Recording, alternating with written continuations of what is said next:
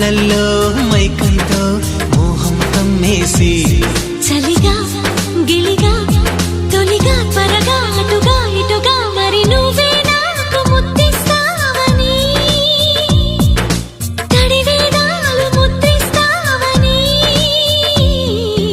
నమ్మడానికి ఎంత బాగుందో నీకోసం రెక్కల గుర్రం ఎక్కి వస్తానని పగడపు దీనికి నిన్నే నేను తీసుకెళ్తానని